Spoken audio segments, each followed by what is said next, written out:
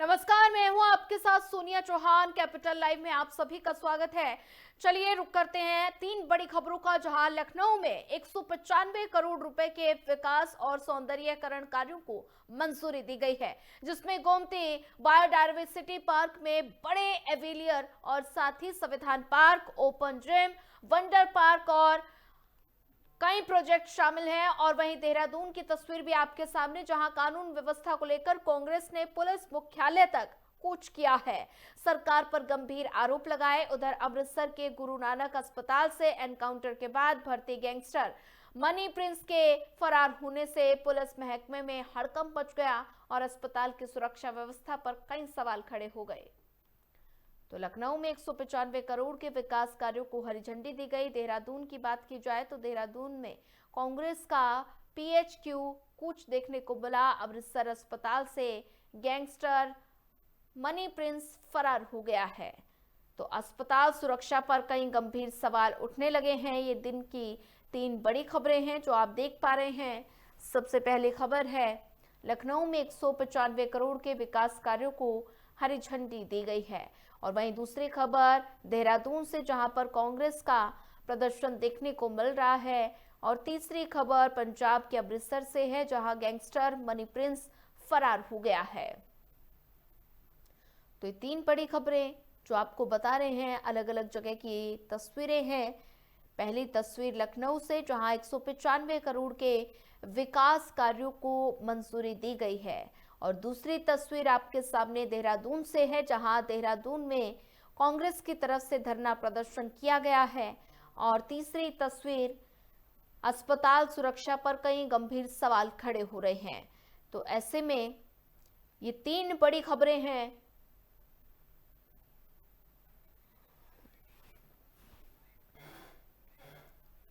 चलिए बात पहली खबर की करते हैं, जो कि उत्तर प्रदेश के लखनऊ से है, जहां 195 करोड़ विकास कार्यों को मंजूरी मिली है। बड़ी जानकारी आपको बता रहे हैं। तो गोमती बायो डायवर्सिटी पार्क में बनेगा सुंदर बर्ड एवियरी और हाईकोर्ट पास 2500 वर्ग मीटर पे संविधान पार्क भी बनेगा। तो शहर प्रमुख पार्कों में लगेंगे 250 ओपन जिम। कमिश्नर विजय विश्वास पंत उनकी अध्यक्षता में जिम खुलेंगे। गोमती नगर में लोटस पार्क स्पोर्ट्स एरिया तैयार कर दिया गया है। तो गोमती रिवर फ्रंट पर बच्चों का वंडर पार्क और कानपुर रोड योजना में पार्क की झील का कायाकल्प किया जाएगा, ये भी आपको बता रहे हैं। तो लखनऊ में सौंदर्यीकरण को 195 करोड़ की विकास परियोजनाओं की मंजूरी मिल गई है। लखनऊ सौंदर्यीकरण के लिए ये मंजूरी मिली गई है। तो ऐसे में गोमती बायोडायवर्सिटी पार्क में सुंदर बर्ड एवियरी भी बनेगा।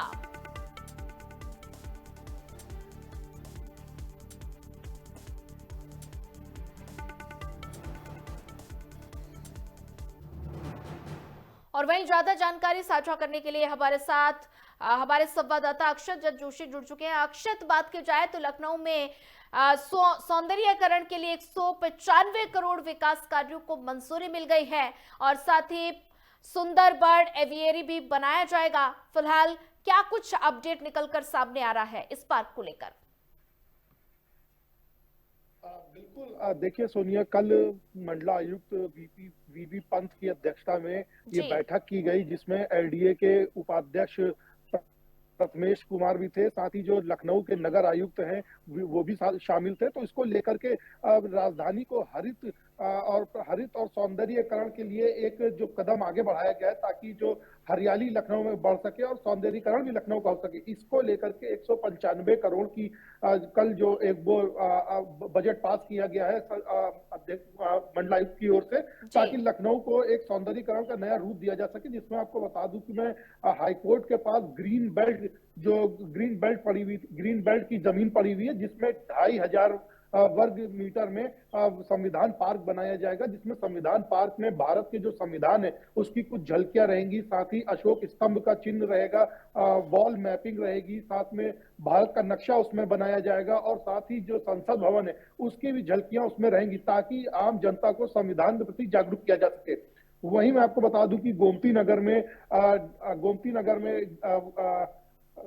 जो खेलने के लिए बच्चों के जो वो बनाए जाएंगे, स्टेडियम बनाया जाएगा, मिनी स्टेडियम जिसको कहा जा रहा है वो बनाए जाएंगे। साथ ही वंडर पार्क बनाई जाएगी बच्चों के लिए, और साथ ही रिवर फ्रंट व्यू के पास पार्क बनाई जाएगी। इसके साथ ही जो सहारा शहर का जो इलाका खाली कराया गया था, पूरा सहारा शहर खाली कराया गया था शुभ्रत राय की मृत्यु के बाद, उस सहारा शहर के अंदर बर्ड एवियरी बनाई जाएगी, जिसमें जो पक्षी रखे जाएंगे, जो पक्षी मंगाए जाएंगे बाहर से, या जो जो और भारत के जो प्रमुख पक्षी हैं, उनको वो किस पेड़ों के साथ अनुकूल है, उनका वातावरण किस तरह का है, और किस पेड़ पौधों के साथ वो ज्यादा फ्रेंडली होकर के रह सकते हैं, उन पेड़ों को भी वहां लगाया जाएगा। तो कुल मिलाकर के ये कहा जा सकता है कि लखनऊ को सौंदर्यीकरण के साथ साथ, हरित के साथ साथ एक क्या कहते हैं, अगर उसको टूरिज्म के तौर पे देखें, तो उस टूरिज्म के तौर पे भी जो है सरकार चाहती है कि लखनऊ को आगे बढ़े। तो इस पूरे में 195 करोड़ का बजट पास हुआ है, पास होगा। अभी अध्यक्षता की बैठक हुई, 195 करोड़ का बजट जो दिया गया है, इससे जो लखनऊ की जो सौंदर्यीकरण है वो होगा। साथ ही जो लखनऊ की 250 जिम है, उनमें 250 पार्कें हैं, माफ कीजिएगा, उनमें 250 जिमें लगाने का भी काम किया जाएगा, ओपन जिम लगाई जाएंगी, ताकि जो लखनऊ के युवा हैं, जो लखनऊ के लोग हैं, वो साथ ही अपनी सेहत का भी ध्यान रख सके। बिल्कुल अक्षत, बात की जाए तो ऐसे में कितने विकास कार्यों को कितने करोड़ का ये बजट जो है वो पेश किया गया है, जिसको मंजूरी मिली है, तो ऐसे में बात की जाए तो ऐसे में जो पर्यटक की बात आप कर रहे थे कि इससे पर्यटकों को बढ़ावा मिलेगा, तो उत्तर प्रदेश में पर्यटकों की संख्या लगातार बढ़ जाएगी, तो ऐसे में आकर्षण का केंद्र ये पार्क बने रहेंगे। तो कितने बजट की मंजूरी मिली है? देखिए, कुल मिलाकर टोटल 195 करोड़ की मंजूरी मिली है, जिसमें मैं आपको बता दूं कि जो सहारा शहर में बर्ड एवियरी बनेगी, सबसे मुख्य केंद्र पर्यटन का वही रहेगा, क्योंकि उसमें जो अपने भारत देश की जो प्रमुख चिड़िया हैं या पक्षी हैं, साथ ही कुछ विदेशी पक्षियों को भी उसमें मंगाया जाएगा, उनमें बर्ड एवियरी बनाई जाएगी, जो बड़े पिंजरे होते हैं उनमें रखा जाएगा। तो वो कहीं ना कहीं एक पर्यटन का बड़ा केंद्र बनेगा, क्योंकि सहारा शहर एक प्रमुख लखनऊ के स्थान पर है, जिसको खाली कराया गया था, अब वहां पर बर्ड एवियरी बनेगी। साथ ही कोर्ट के बगल में संविधान पार्क बनेगा, उसके साथ ही जो लोटस पार्क बनेंगे गोमती नगर में, उसके साथ ही मैं आपको बता दूं कि अर्जुनगंज में एक पांडव पार्क बनेगा, जहां महाभारत के जो पांडव हैं उनकी कुछ झलकियां रहेंगी, उनका पूरा सफर रहेगा, किस तरह से पांडवों ने सफर किया, किस तरह से महाभारत की शुरुआत हुई और क्या पांडवों ने गलती की, इसका पूरा चित्रण वहां पर रहेगा। तो कुल मिला के ये कहा जा सकता है कि लखनऊ में और आसपास के जो लखनऊ के जो मिलते जुलते जो जगह है, कनेक्टिंग जगह है जो लखनऊ की, उनको भी डेवलप किया जाएगा, ताकि लखनऊ को एक पर्यटन के तौर पर पेश किया जा सके। ठीक है अक्षत जोशी, ज्यादा जानकारी साझा करने के लिए आपका धन्यवाद। चलिए रुक करते हैं अगली खबर का, जो कि उत्तराखंड के देहरादून से है, जहां कांग्रेस का पुलिस मुख्यालय कोच कानून व्यवस्था मुद्दे पर सरकार पर हमला। तो प्रदेश अध्यक्ष गणेश गोदियाल के नेतृत्व में ये प्रदर्शन किया गया।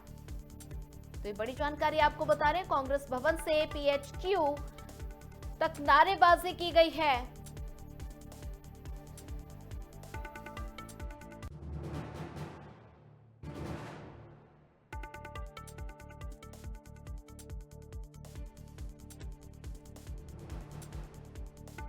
कांग्रेस भवन से पीएचक्यू तक नारेबाजी की गई है। पुलिस ने बैरिकेडिंग लगाकर कार्यकर्ताओं को रोक दिया है। सड़क पर बैठकर कांग्रेस ने विरोध जताया है। तस्वीरों के जरिए आप देख पा रहे हैं किस तरह से कांग्रेस की तरफ से प्रदर्शन किया गया। अंकिता भंडारी हत्याकांड का भी मुद्दा लगातार कांग्रेस की तरफ से उठाया गया।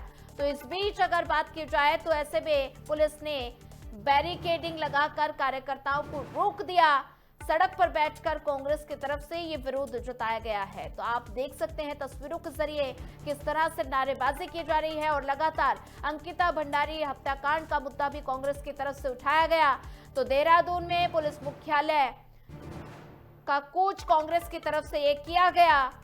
तो कई मुद्दों को लेकर कांग्रेस की तरफ से ये प्रदर्शन लगातार जारी है। तो ऐसे में कानून व्यवस्था मुद्दे पर सरकार पर कांग्रेस हमलावर नजर आ रही है।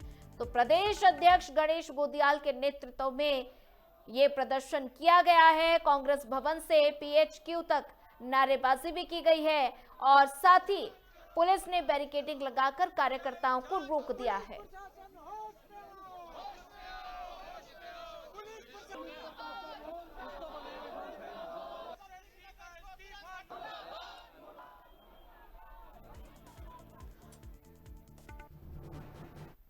और वहीं ज्यादा जानकारी साझा करने के लिए हमारे साथ स्टेट हेड अवनिंद्र कमल जुड़ चुके हैं। अवनिंद्र, सबसे पहले जानना चाहेंगे कि कांग्रेस की तरफ से पुलिस मुख्यालय का कूच किया गया है, तो किन मुद्दों को लेकर कांग्रेस लगातार प्रदर्शन करते हुए नजर आ रही है?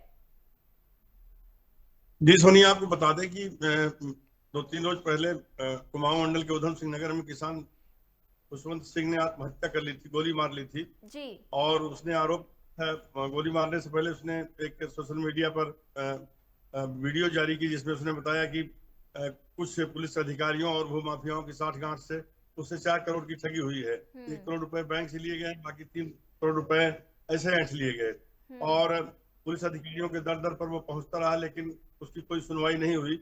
लिहाजा उसने कहा कि मैं आत्महत्या करने जा रहा हूँ। मारने को तो अपने बेटी और पत्नी को भी प्रयास किया था, लेकिन वो लोग होटल से बाहर निकल आए। बहरहाल इस मुद्दे को लेकर के कांग्रेस बहुत एग्रेसिव है, आक्रामक है और उसका कहना है कि हर मामले में जो है SIT जांच बैठा देती है सरकार, जबकि सरकार अधिकारियों को बचाने में लगी हुई है और अधिकारी सरकार को बचाने में लगे हुए हैं और कानून व्यवस्था की स्थिति तार तार हो चुकी है। इसी मुद्दे को लेकर के कल राजपुर रोड, जहां पर कांग्रेस का यहाँ प्रदेश कार्यालय है, वहां से सैकड़ों की संख्या में पूर्व मुख्यमंत्री हरीश रावत और प्रदेश अध्यक्ष गणेश गोदियाल समेत तमाम बड़े दिग्गज नेता जो है वो पुलिस मुख्यालय कूच किए। हालांकि उनको बैरिकेडिंग लगाकर रोक दिया गया था, लेकिन लोग सड़कों पर बैठ गए। काफी देर तक हो हल्ला होता रहा और आवाजाही प्रभावित रही। बाद में पुलिस के उच्चाधिकारी ने उनका ज्ञापन लिया, जिसमें इस मुद्दे पर आत्महत्या प्रकरण पर CBI जांच की मांग की गई है। जी बिल्कुल अवनिंद्र, अगर बात की जाए तो ऐसे में कानून व्यवस्था के मुद्दे पर लगातार कांग्रेस सरकार पर हमलावर नजर आ रही है और ऐसे में कांग्रेस की तरफ से लगातार अंकिता भंडारी हत्याकांड का मुद्दा भी उठाया गया। तो कांग्रेस की तरफ से जो प्रदर्शन जताया जा रहा है, क्या कुछ मुख्य मांगे कांग्रेस की तरफ से हैं? देखिए, बता दें भाई, अंकिता भंडारी हत्याकांड का जो मामला था वो एक तरह से गर्मा गया था CBI जांच की मांग को लेकर और अंततः सरकार को बैक फुट पर आना, मंत्री ने इसमें फिर CBI जांच की मांग की, जबकि ये मामला बड़ा पुराना है, सन 2022 का है। लेकिन बीजेपी कहती रही कि कांग्रेस ने गड़े मुर्दे को उखाड़ा है। बहरहाल CBI जांच की आदेश देने के बाद ये माना जा रहा है कि सरकार को बैक फुट पर आना पड़ा। इसी तरह से किसान की आत्महत्या के मामले में भी कांग्रेस ने बीजेपी की चौतरफा घेराबंदी की है और कहा है, गणेश गोदियाल जो कि प्रदेश अध्यक्ष हैं, कि अगर इसमें CBI जांच की मांग नहीं होती है तो कांग्रेस इस प्रदर्शन को उग्र रूप तक ले जाएगी। अवनिंद्र कमल, अगर बात की जाए तो ऐसे में लगातार कांग्रेस की तरफ से प्रदर्शन देखने को मिल रहा है और वहीं 2027 में उत्तराखंड में चुनाव भी होने वाले हैं, तो इस प्रदर्शन का असर चुनाव पर कितना पड़ सकता है? बिल्कुल, जिस तरह से गणेश गोदियाल के प्रदेश अध्यक्ष बनने के बाद कांग्रेस आक्रामक हुई है धामी सरकार पर, उससे ऐसा लगता है कि अगर डैमेज को कंट्रोल नहीं किया गया तो भारतीय जनता पार्टी को 27 के चुनाव में मुश्किलों का सामना करना पड़ सकता है। हालांकि इतने पहले कुछ नहीं कहा जा सकता कि कौन पार्टी सत्ता में आएगी, कौन नहीं आएगी, क्योंकि पिछले 15 साल से भारतीय जनता पार्टी का प्रदर्शन उत्तराखंड में बहुत अच्छा रहा, चाहे लोकसभा चुनाव हो चाहे विधानसभा चुनाव हो। लेकिन इस बार पंकज की डगर आसान नहीं लगती अगर यही हालात रहे तो। ठीक है अवनिंद्र, अगर बात की जाए तो ऐसे में कई मुद्दों को लेकर लगातार कांग्रेस की तरफ से प्रदर्शन देखने को मिल रहा है। अंकिता भंडारी हत्याकांड का मामला है तो कांग्रेस की तरफ से लगातार CBI जांच की मांग की गई है। तो ऐसे में क्या चुनाव को देखते हुए कांग्रेस इन मुद्दों को भुनाना चाह रही है? देखिए, कांग्रेस के पास, कांग्रेस विपक्ष में है, विपक्ष में जो भी पार्टी होती है उसके पास भुनाने के लिए तमाम सारे मुद्दे होते हैं, सरकार कहीं की भी हो। और उत्तराखंड में भी तमाम सारे मुद्दे हैं, बेरोजगारी है, महंगाई है, पेपर लीक का मामला है, मानव वन्य जीव संघर्ष है जिसमें अभी तक 100 से ज्यादा लोगों की जान चली गई है।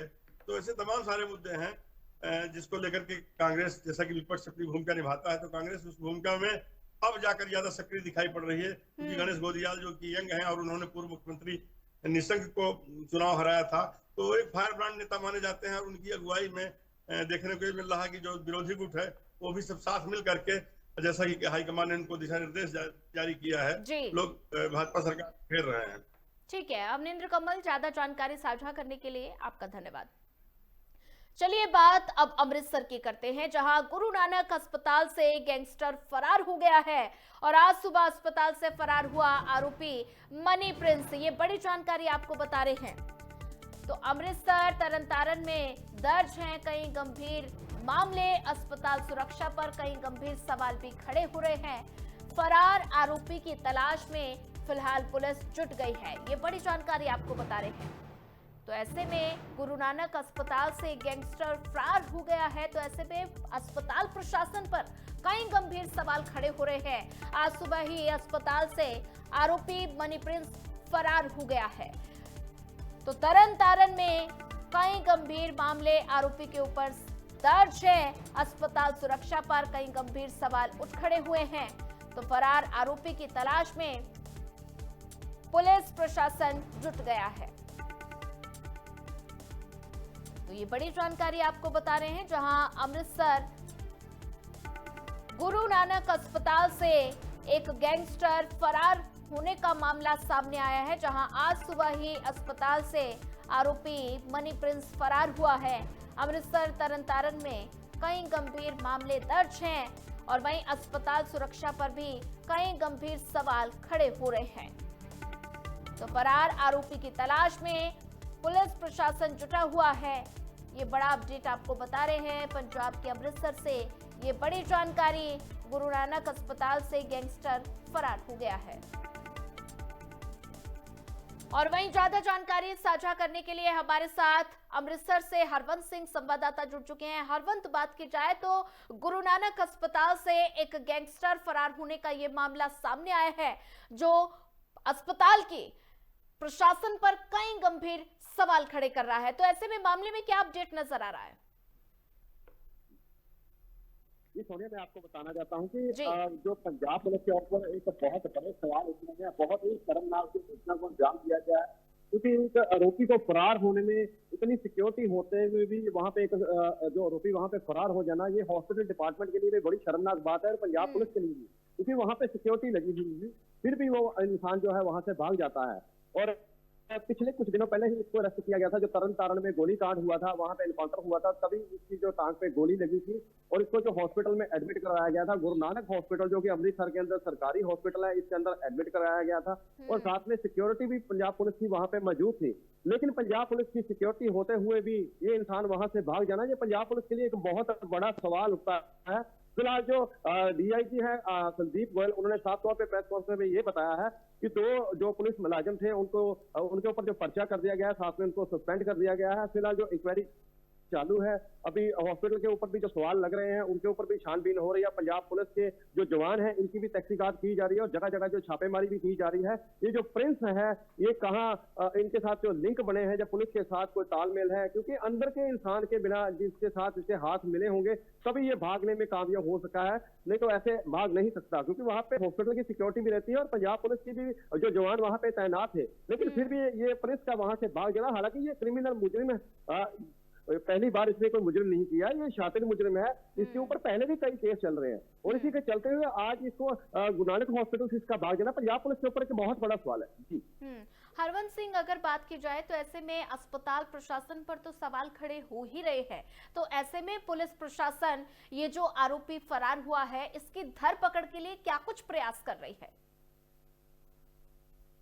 जैसे मैंने आपको बताया है कि डीआईजी संदीप गोयल ने साफ तौर पे प्रेस कॉन्फ्रेंस में यही स्पष्ट किया है, बताया है कि जगह जगह जो छापेमारी चल रही है, जगह जगह जो तलाशी अभियान चल रहा है, नाकाबंदी कर दी गई है। अमृतसर में खास करके जो उसके एग्जिट पॉइंट है वहां को सील कर दिया गया है और वहीं से इसकी जो भागने के जो फिराक है, क्योंकि फिलहाल जो अमृतसर के अंदर ही ये बताया जा रहा है, सूत्रों के हवाले से जो खबर आ रही है, फिलहाल ये अमृतसर के अंदर ही है, बाहर नहीं गया है। और इसी के चलते हुए जो पंजाब अमृतसर के जितने भी एग्जिट पॉइंट है उसको सील कर दिया गया है, जगह जगह छापेमारी हो रही है, चेकिंग हो रही है और बाकी सारी जो इन्फॉर्मेशन है उन्होंने साफ तौर पे कहा है, डीआईजी जो संदीप गोयल है उन्होंने साफ तौर पे ये कहा है कि अभी थोड़ा जो हमारा क्रिमिनल जो गिरफ्त में आएगा उसके बाद पूरी जो जानकारी सामने आएगी कि इसको भगाने में किसका हाथ है, पंजाब पुलिस का है या हॉस्पिटल डिपार्टमेंट का है। फिलहाल जो अपने जो मुलाजिम है उनको दोनों को सस्पेंड कर दिया गया, उनके ऊपर पर्चा भी दर्ज कर दिया। ठीक है हरवंत सिंह, अगर बात की जाए तो ऐसे में अस्पताल प्रशासन पर क्या कुछ एक्शन पुलिस की तरफ से लिया गया है? जी बिल्कुल, अभी छानबीन चल रही है, डिपार्टमेंट इंक्वायरी वहां पे चल चुकी है, हॉस्पिटल के अंदर स्टाफ के ऊपर भी जो कड़ी निगरानी है उनसे पूछताछ चल रही है अभी, और साथ में जो छानबीन चल रही है सीसीटीवी कैमरे भी खंगाले जा रहे हैं, जिससे कि ये सामने आए कि किस आदमी के साथ इनका जो हाथ मिला हुआ था जिसके कारण ये भागने में कामयाब हो चुका है। फिलहाल जो आसपास के एरिया हैं वहां भी छानबीन चल रही है, जो वहां पे आसपास के जो पेशेंट ब्लॉक है वहां पे भी पूछताछ चल रही है, स्टाफ से भी पूछताछ चल रही है और जो सीनियर डॉक्टर है उनसे भी कड़े तौर पे ये पूछताछ चल रही है और पूछताछ के बाद जो जानकारी सामने आएगी उससे पता लगेगा कि आखिर कौन से लोग हैं जो इनके साथ इन्वॉल्व थे, जो इस आदमी के साथ मिलकर उनको भगाने की कोशिश की और साथ में भगा भी दिया। लेकिन एक पंजाब पुलिस की गिरफ्त से एक बहुत बड़ा शातिर जो मुजरिम है आज वो फरार हो चुका है और पंजाब पुलिस फिलहाल जो छापेमारी कर रही है, पूछताछ हो रही है। हॉस्पिटल के अंदर भी जो कड़ी चेकिंग हो रही है, जगह जगह जो सीसीटीवी कैमरे भी खंगाले जा रहे हैं। जी ठीक है हरवंश सिंह, ज्यादा जानकारी साझा करने के लिए आपका धन्यवाद। चलिए फिलहाल कैपिटल लाइव में बस इतना ही। ज्यादा खबरों के लिए बने रहिए हमारे साथ। नमस्कार।